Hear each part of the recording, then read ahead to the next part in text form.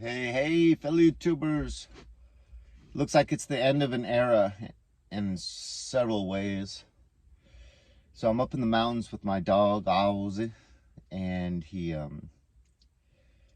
been panting, like I talked about in that shower video, if any of you guys happen to see that. But that's been going on for a month, and he refused his breakfast yesterday for the first time in his life. He got about halfway through it and stopped. And I make it had barbecued chicken that I barbecued myself in there. It had a lot of the good wet stuff that has the chunks and the gravy, and then some kibble, and then heated water poured over all of it. And it's got that gravy in there, so it's all mixed up with big chunks of real chicken. So for him to turn that down halfway through the meal was strange, but I brought it back to him like 10 minutes later and just kind of stirred it up again, a little bit of hot water, gave it to him, and he finished it. So I was like, okay, maybe we're in the clear. And then we did that hike along that ridge where we had that incredible view, and he seemed okay. But then around the afternoon, he seemed to start the shaking, like maybe mid-afternoon. And then dinner he completely turned down. Completely, and it was twice as much chicken because I had no more ice in the ice chest for several hours, and I was down to just getting like 3 different bones, getting the meat off all the bones, and it ended up making like double portion of chicken, and then the good gravy and the chunks of meat and the gravy and the kibble again with warm water. Wasn't having it at all. And he's shaking. So, and I've noticed his last 2 days, his nose dripping a lot. So I just bit the bullet, even though I paid for camping up there in that beautiful, beautiful Pine Mountain. I bit the bullet and rushed him like an hour and 15 minutes down to the 24-hour pet clinic here in Ventura. And it's gonna be just to diagnose the problem, because it's a lot of funguses up there. They say that he could have got, he's come into these ticks hardcore the last 3 days, to where I think a tick laid eggs on him. Because every time I check, there's like at least 3 little tiny ticks on him. And that's 3 times a day, so that's like 9 a day I'm finding. And I literally cleared them off right before the drive down there, and then in the waiting room I find like 3 more. So, they didn't even address so with the amount of money I'm paying, you'd think they'd give my shampoo and get the ticks out for them, but I don't think they're even going to address that, which is pretty screwed. But, so for overnight, that's like 5:45, and then full x-ray of the chest. So all these different diagnostic things, they literally threw all of them to me at once. And I'm like, well, one diagnostic check, find the problem. So shouldn't we just start with like 3, the most prevalent, when we know he's got this combination of heavy coughing, not heavy coughing, but coughing periodically, panting all the time, and getting the shakes? Can't we so I think it's a gimmick, the whole thing, because I met people in there that agreed to a 24-hour stay and no one called them, and they're passing the 24 hours. And they just had to show up, and then they end up waiting in the waiting room for an hour or 2, going past their 24 hours without even any information on all the diagnostics they paid for. So I'm looking at for the first 24 hours, and like I agreed to half of the exams, $1,590. And then if he has to stay another day and run the other half of the exams, $2,950. And I asked them, can you give me the living on a pension homeless application? Oh man, I got such a big mouth. And then I admitted how I lost my career and became homeless, and then they're probably liberals, and it's because I didn't get the vaccine. So I think that's the main reason why my bosses were so brutal the last 2 years, because they saw my YouTube channel. Because I admitted it to some staff members at one of these schools, and this guy got all happy and was like, and then ran away. And he, went and reported that to the principal, and I'm sure the principal was working in close alignment with psych services, and they were writing me up, tagging me back and forth at the time. So I'm sure she shared my YouTube channel with, and they're so liberal, and I don't think it's unusual today for people to come out and take down people that disagree with them, especially publicly on political views. So it's a wacky world we're living in, and I don't think you should put anything past anyone like that these days. So me telling them, it's like I'm setting myself up for more abuse. It's like it's almost like I go out of my way to give people the information that they need to hate me and abuse me. It's a complex, layered problem. But so yeah, the only way I can even afford this and not really go into debt, I don't ever want to live in debt again. I've been there years with the people calling you day and night, and I'm gonna have to sell Big Red Betsy. And since I'm selling Big Red Betsy, it's kind of I'm getting really, really into my religion, and without the bike, it's kind of like maybe I should just focus on one channel. And with bonus, the side benefit is my membership, subscribership is $6.99, so it's a perfect time to shut that channel down. Big Red Betsy started that channel, and it's not really doing very well lately, even though it's approaching 700. Yeah, I'm not really sure what subject matter to post. I post just too much of, just little insignificant thing about animals and this, that, and the other thing. And I don't think it's focused in enough for people to really latch onto it. So I feel like I'm just kind of floundering in that channel. On my other channel, I feel like I have more direction and more just to focus on, what's working with me in my relationship with Jesus, so that others can benefit, because he really is saving me. Today is my 9th day completely sober. I set out to have absolutely no caffeine the whole time, but accidentally bought, when I bought Don Francisco Hawaiian blend, which is really good, totally forgot to buy decaf. And so of course I'm up there in the mountains, and it's all I had, so I was gonna drink it. So I've been having caffeinated now for like and then I slept at Walmart and was like jonesing on having social media back, and was just loving watching all my favorite YouTubers. So I was up to like 1, and kind of took a little bit too much of my sleeping aid, and just feel out of it. But they got these public showers down here that are just great. This guy turned me on to 75 cents for 4.5 minutes, as hot as you want it, right down at the beach here in Ventura. So just had a shower. I feel great, but I felt like I needed a caffeinated cup of coffee. So I've got like 4 days of caffeinated coffee in a row. But yeah, I don't think I'm going back. I think I'm just the only thing I'm gonna allow myself to have is an occasional cup of caffeinated coffee, and 1 or 2 beers socially, never more than 2, and just that's it. So like I always said, I had such a one-way relationship with Jesus for like literally 35, 40 years, where I would just call out to him like once every 3 years, just in being overwhelmed with my responsibilities as a single parent, a school psychologist, and scapegoat of my family, and constantly having cognitive dissonance and word salads thrown at me, and gaslighting,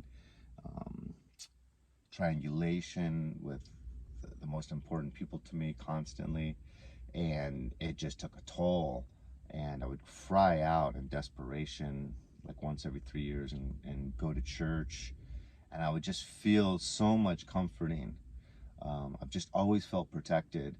I had that incident with lightning up in the mountains when I basically looked to the heavens and said, I don't want to be here anymore. And broke down crying, camping alone up in Mount Whitney. And that lightning came down 5 yards from me and hit the ground. And, I think that was a sign from God.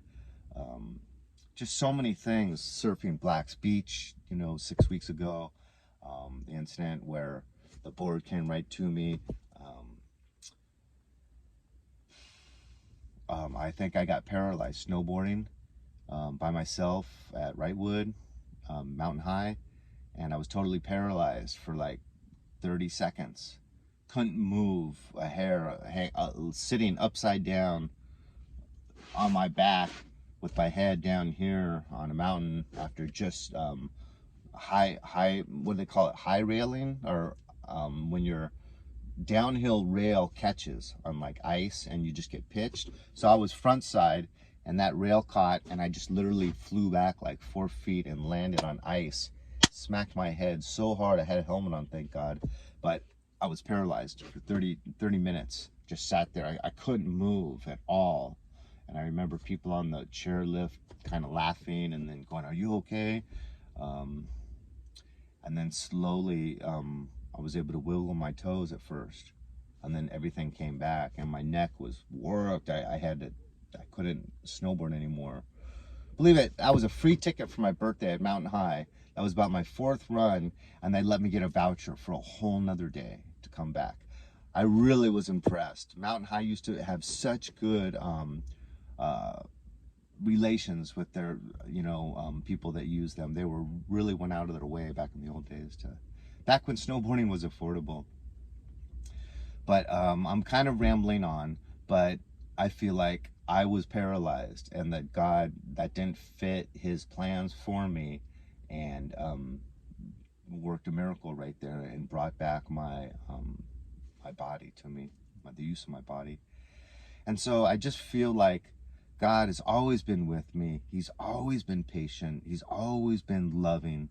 And when I was down and just brokenhearted and overwhelmed, I always used to say he'd come to me with the blanket of love, the Holy Spirit's blanket of love, and it's warm and feels so good. And so, I want to focus on that channel, and I invite anyone and everyone that's might see this, which isn't too many. Like I said, simply boondocking is really kind of suffering in my mind. But I appreciate everyone that comes on there, especially Dry Rocks, Jesse, all you guys. But, please come over to, as most of you do, that other channel, which is Black Sheep Brown. And I might be changing that moniker. I've got some negative feedback from that. But that title served a purpose for me, which is just kind of owning, my circumstances and having no shame or disgust or any problems with my past and what it's made me to be. I don't regret anything, because everything that's happened to me has turned me into who I am, which is someone that identifies as just a child of God, a lover of Christ, and someone that's on this incredible journey, trying to walk hand in hand with the one true living God. And it's awesome. And that's my everything right now, to the point of where I feel like with my heel not getting better after a year, and it gets extremely irritated no matter what I do, and I ride Big Red Betsy, that was a clear sign to me that he's trying to move me away from that. And now with Ozzy, looking at, $3,000 just to diagnose the problem. He could need lung surgery, God knows what he could need, but he had a fever of 105, and I'm looking at possibly $3,000 before I even know what's wrong with him. So I'm gonna need money fast, quick, fast, in a hurry. And anyone that wants to make me an offer on Big Red Betsy, I would appreciate it, and we can talk. I could give you my email or even my cell phone. I don't really do email. I do texting very well and don't do email very well, because it's just hard to find the meaningful emails within the 1,000 clutter of advertisements that I get daily. And you try to you know, get them where they can't send you anymore, but they seem to override it somehow. Anyways, you guys, it's been a fun ride of simply biking. You know, it was very therapeutic for me. You know, I don't have much, you know, so far as people, and it gave me the feeling of a community and a family that supported me, and I'll be forever indebted. I mean that 100% sincerity. But I'm gonna continue to get a therapeutic effect off of Black Sheep Brown, posting my videos, you know, but just always focusing about the goodness of God. So that being said, I'm okay with everything. It's funny, you know, that's, I think, just part of this journey I'm on with Christ, that I just trust in him no matter what I have to do, and no matter where he leads me. I'm okay with that. I mean, I met this guy Tom, that he's a rubber tramp. He just all he has is a tiny just a tiny little backpack. So he's got like sandals on, a pair of jeans, and a shirt like this. And then inside of his backpack, he has like the same things, like a pair of jeans, a shirt, and then a tiny little sleeping bag, like looked like a $5 sleeping bag, really thin. And he's happy as could be. I mean, he's got a really good tan, but he literally has traveled the whole East Coast, and now he's doing the whole West Coast, and he carries a little bit of marijuana with him, and he just sleeps out wherever he needs to, and people help him, and he's as happy and content as could be. Now, Jesus, don't put me to the test. Hopefully, you know, I don't want to. I'm not choosing to be a rubber tramp, but you know, if it went that way, you know, I think I could still be okay and happy in my love relationship with Jesus. So, you know, it's foolishness to the people that consider themselves wise, you know, to talk about the things I talk about and to express this extreme love. But it is very real, and I meet some other people that have the same the same level of enthusiasm, and I just feel extremely blessed that this creator of the universe considers me important, and I'm no special guy. It could happen to any one of you. You know, the Bible just says, if you pursue me, I'll reveal myself. You know, it's just simple. You go after him with your whole heart, mind, and soul, and it comes back. And so it's what I've been seeking. It's what I haven't been able to get from humans, and it's just it's really special, and it's something I want to try to pursue the rest of my life. Yeah, so once again, I love you guys. I thank you so much for the experience, but I think with having to sell Big Red and my membership at $6.99, I think it's a good time to just officially call it. I'll leave the channel open for a while for, you know, people to see this video, you know, a couple of weeks or so. But yeah, so even if it hits 700, I've already shut the channel down. And I really request that any and all of you that don't also subscribe to Black Sheep Brown, and you don't mind hearing about the wonders of God and what's available to a simple little kind of a not so intelligent guy like myself, you know, a little bit socially awkward, not the sharpest tool in the shed, bald with a big dark brown spot in the middle of my forehead. You know, how can I have a relationship with this being? Well, it's what he's there for. You know, that's what he does, and he gets so many of us into heaven by pulling our ear. You know, he's a mastermind at working things out to bring us to him. So I know that, and I know trials and tribulation and pain and suffering are all just part of it. I mean, look at what he went through in his passion. So leave a comment. You know, I'd love to have any well wishes or hear any goodbyes, or that you'll be joining the other channel or whatever. You know how I love the comments and I love responding. So thank you, thank you, thank you. Look forward to you joining me on Black Sheep Brown, and look forward to what the future beholds on this crazy wild ride adventure of seeking the Lord. Amen, brothers, sisters. Adios, amigos.